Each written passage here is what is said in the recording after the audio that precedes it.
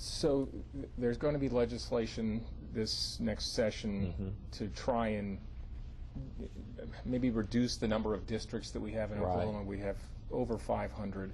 Right. And a lot of people seem to think that we're too inefficient there. We're spending too much money. But when it comes down to then actually trying to pass a bill, it doesn't get done because there's too much opposition to it. Right. What's your perspective on what should happen here? Well, that is a volatile issue, but I think it's a fair question, and I think it's a fair debate that needs to happen in Oklahoma. Now, you know my background, Alex. I was executive director of the State School Boards Association for 9 years. I loved being in that position, and I loved representing the many school boards across the state of Oklahoma, and I believe very strongly in local control.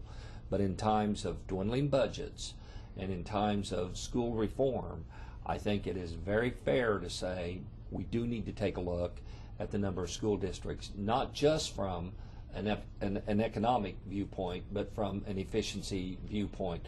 Are we able to sustain all of the schools that we have in Oklahoma?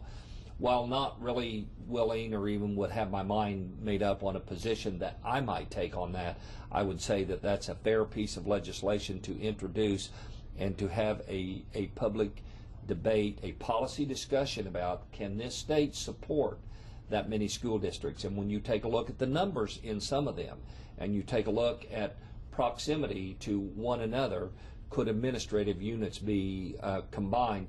I think that's a very fair debate to have, and I think it's something this state should look at anyway. But in times of dwindling resources, I think it's something that becomes a public question that needs some attention.